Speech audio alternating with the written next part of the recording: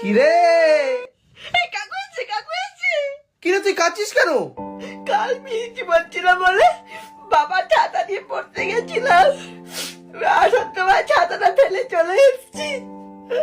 এখন স্যারকে ফোন করলাম, বলে ছাতাটা আর নেই। বাবা যদি জানে আমাকে হেবি মারবে।